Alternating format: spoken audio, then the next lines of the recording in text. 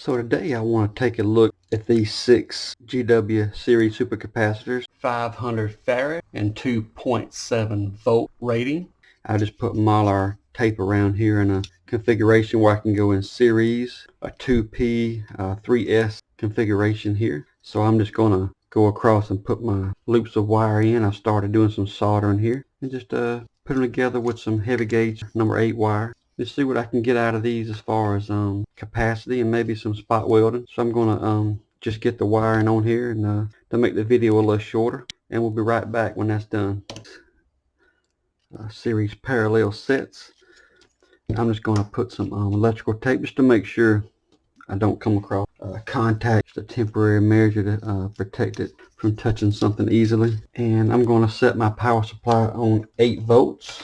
We got parallel sets, which would be 2.7 at 500 each, so we're 1,000 farads each, and those sets are in series, so we should be right at 330 farad or so, and we should be right at 8.1 volts.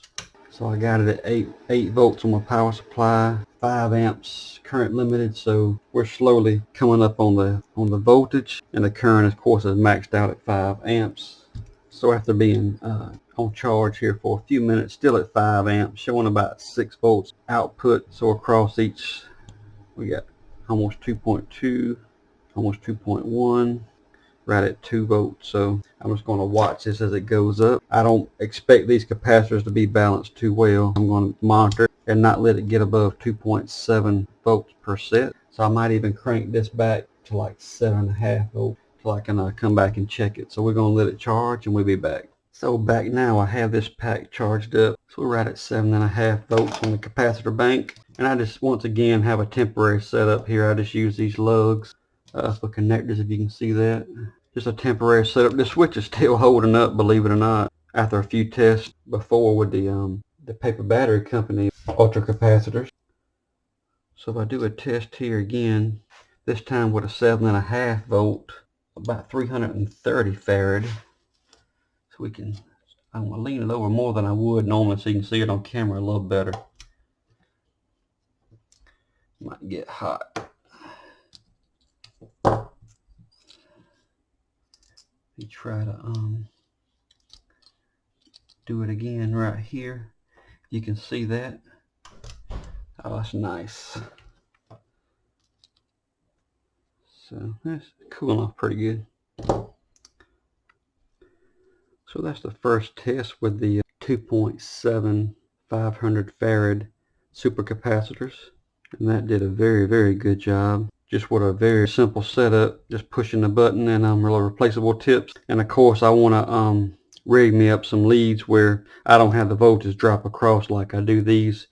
Just what I had laying around, so I tried to make it work. And I don't have any kind of balancing on here. 7.5 volts to get where none of these go over 2.7 volts. So I think it was 2.7, 2.6, 2.4. So I'm satisfied with that, just using it for a spot welder. And for the money for the capacitors, I think they're pretty good setup for the spot welder, especially when I can make a charging circuit to maybe work when you're not using it to charge back up.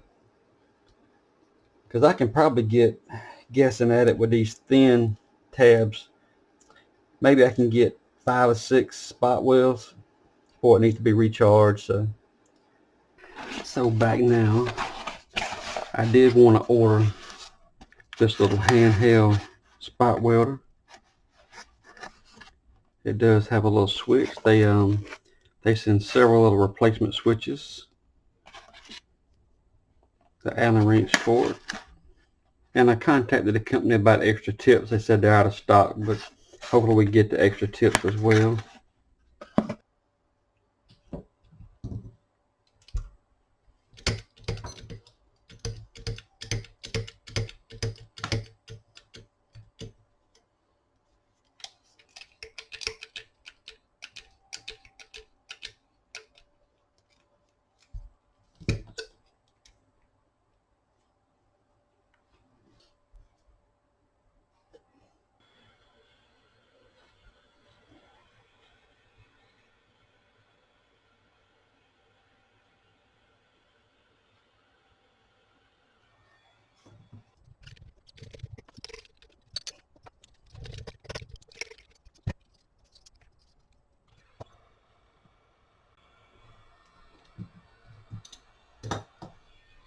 So back now with a spot welding pin connected to the contactor. I just have a separate 12 volt supply here going to the coil. That way when the 7.5 volts pulls down, it won't chatter. So I just want to do a test here. I got 3 different layers here. Hopefully you can see that somewhat on the camera. I just want to push down till I make the switch, and then I release. And then I'll turn one more time. Make a little quick bump. That actually did a very, very good job. On the first one, you can see it put a little hole. Instead of going across 2 or 3, it actually went across the very edge of those and just blew through. Extremely strong weld there. So very, very pleased with that. I'm gonna bring over and just do 2 this time. So back now, hopefully a little bit better angle for the camera here.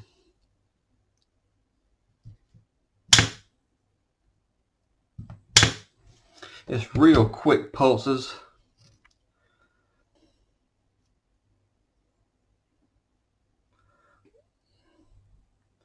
Just gonna bring over a 18650 now. Try to do it left-handed so you can see it a little better. So here we go on the positive side of the 18650.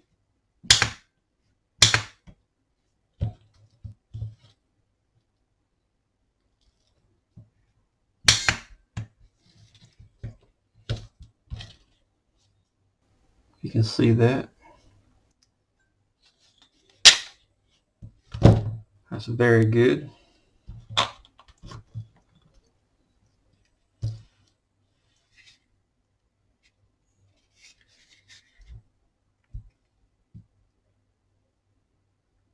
We'll try to do it at an angle.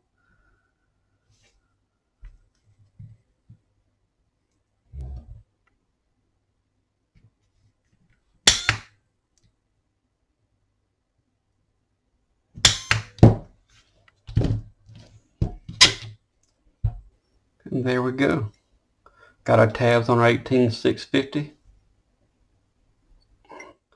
Very strong. I think I could pull it off if I ripped it, but the weld itself is definitely strong enough. So in the future I can do a time-based solid state if I decide it's worth it to do so. And also I may get a case for these. It is a lot of this is a lot of energy just sitting here.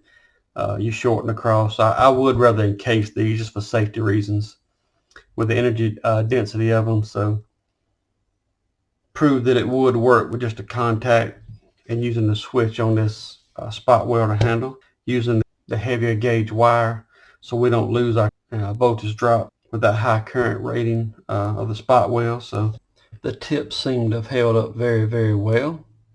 I think they have enough mass where they don't just burn away, so that's actually really, really good. Switch has held up well, even though I know I got to put a diode across the coil. I actually have one here and didn't take time to put it on, but I do want to put a diode, suppression diode across the coil so it don't arc across the contacts of that small switch so bad. But all in all, this handheld spot weld pen did very, very well. At the time of purchase, I think this was like $22, so just over 20 bucks maybe.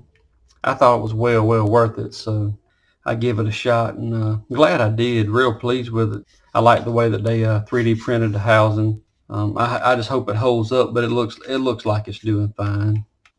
If you like this video today, looking at these super capacitors and a spot welder pen, please like, share, subscribe, and thanks for watching.